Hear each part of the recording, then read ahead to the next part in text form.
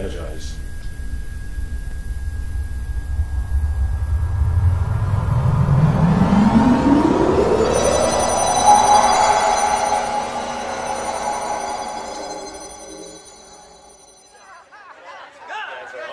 Excellent. So we are here to quit the cuts, right? Yes. Well, my name is Jellybean. You may not know me, but I'm a geek. But we want to just thank everybody for coming out. I hope, text your friends. If you're on Facebook, hashtag quit the cuts. Throw it on Instagram. Throw it on every single piece of social media that you can. The more people that know about this, the more people we can get out here and sign those letters. If you haven't, head over to this table right over here, and it will go to every commissioner that we need to fill their mailbox. So if you haven't, come over here and sign those bad boys. Get artistic with it.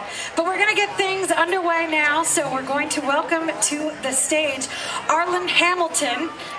He's going to cut on up here, the president of the Arts Council. That's right. Thank you, Arlen. Thank you so much. I appreciate that introduction. I'll tell you tonight that I'm here as president of the Arts Council, but the Arts Council is supportive of all the organizations that are being cut because we support quality of life in Sedgwick County. Quality of life is a lot more than what people think, and quality of life includes health care for those that cannot afford it. We've had a ton of traffic running through quitthecuts.com. The community has come together. I hope you've seen the billboards that are out there. I hope you've seen the Facebook page. I hope you've been to quitthecuts.com. I hope you've sent messages. I hope you have voicemailed the commissioners. If you have not, please, when you leave here, go to quitthecuts.com. Send messages. Keep up the noise. Let the commissioners know this is not the direction the county should be going.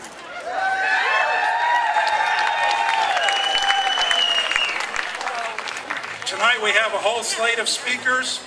Most of them are individuals from the community that are being affected by this unhealthy budget. Some of them are members of the organizations, but what you're going to hear tonight is how these cuts are affecting normal people in Sedgwick County.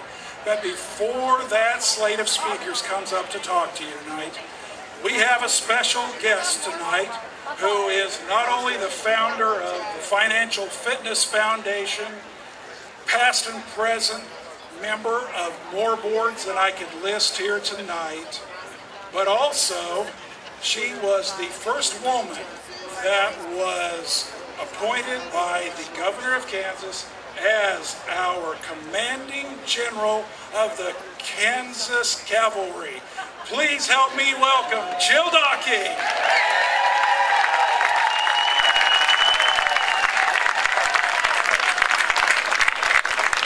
Can you all hear me? He had to dig deep for that stat. So I walked through the group here and I spoke with somebody and she said, "What are you going to talk about tonight?" I said, "I actually haven't thought about it yet." She said, "If I were you, I would use the F word a lot." So I'm going to use the F word a lot. You ready? I'm going to talk about fairness, the future of Kansas, and fundamental Judeo-Christian values that we are losing sight of with all of these cuts going on.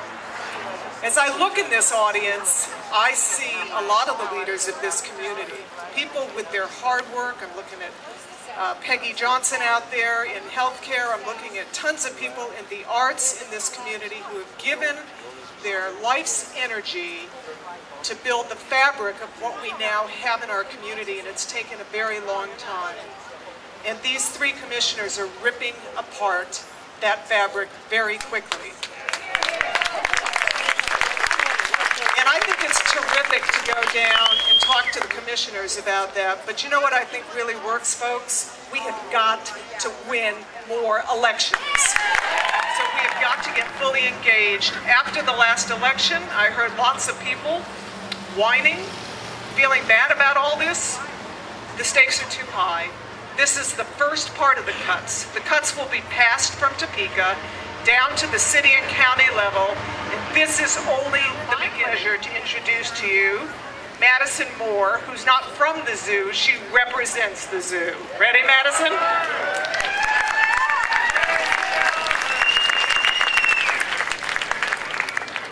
Hello, as she said, I am Madison Moore.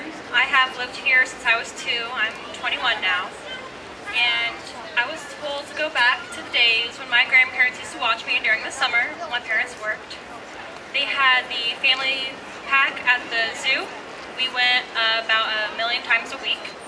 I would beg and plead to go. I remember going to the North American area exhibit, and begging to go on the boat. And they finally took me in the train and, of course, the animals and what was in the rainforest.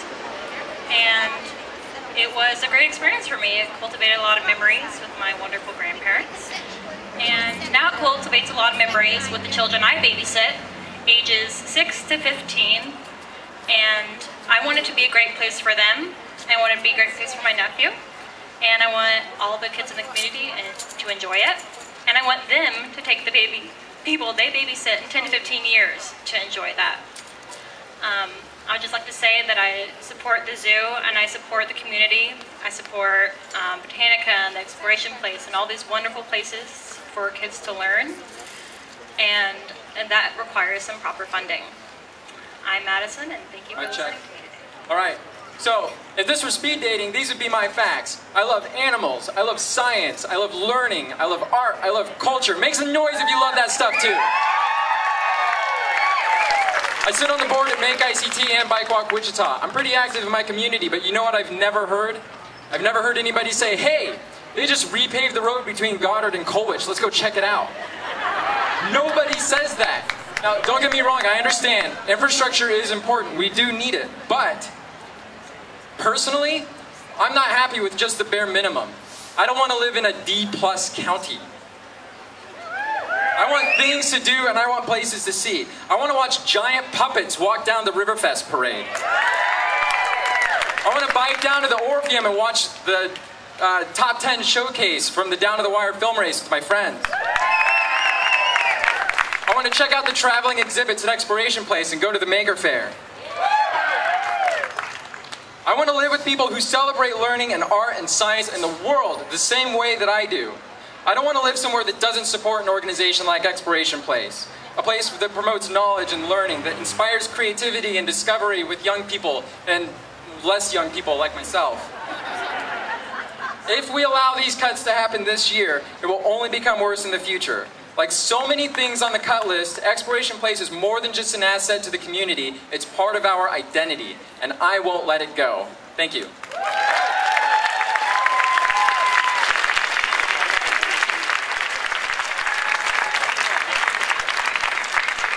Hey everybody, whoa, hey, hi.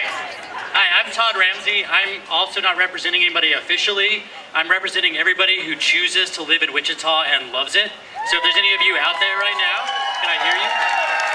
I am a owner of a small business here in Wichita. We celebrated our 3rd birthday in January, and we are choosing to grow our company here in Wichita because we think it's an incredible, amazing city.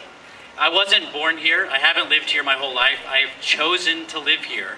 And as I've come to love and know this community, it is organizations like Exploration Place, like the zoo, like the arts that make this an incredible place to live, an incredible place for me to embed my roots and grow my company. And I don't want to see these things go away because of philosophy. This isn't happening because of practical budget concerns. It's happening because there's a fundamental philosophy of the way things need to be, and it doesn't have to be that way. These aren't things that have to happen, and these aren't things that believe in your philosophy.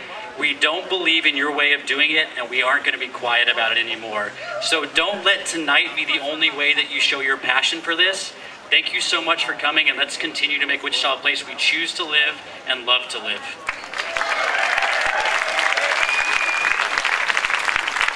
Hey, good evening, everyone.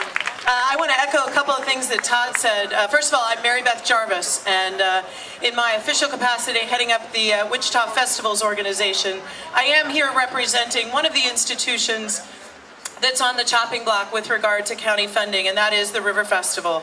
I attended the public hearing on Wednesday. Who all was there this Wednesday? Who all saw that coverage or read those stories?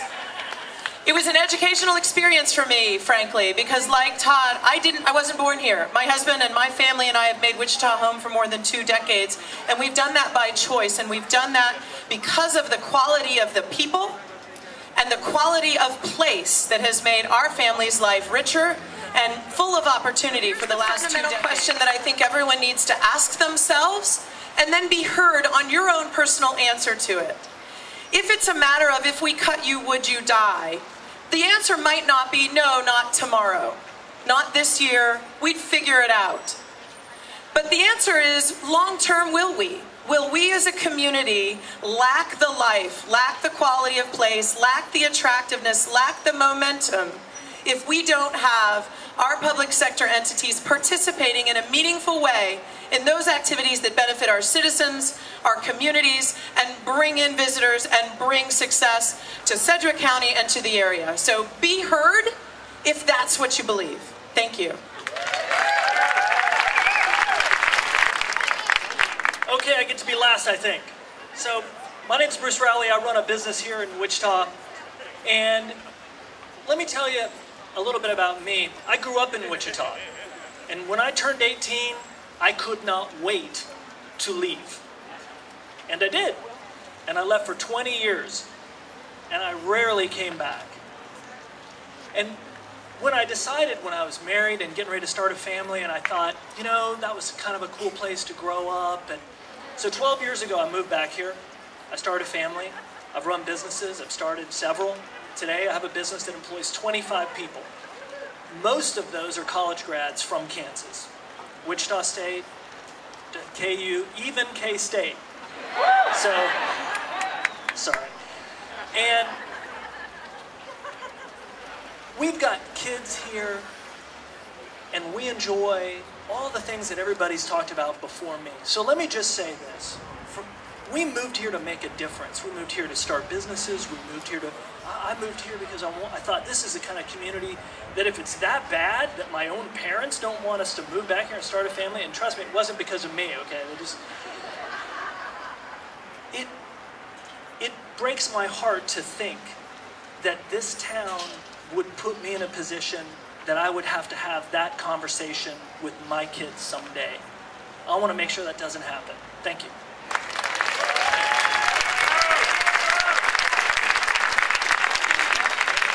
Ladies and gentlemen, these are your voices, these are your neighbors, these are the people in the community around you. Make sure your voice is heard alongside theirs.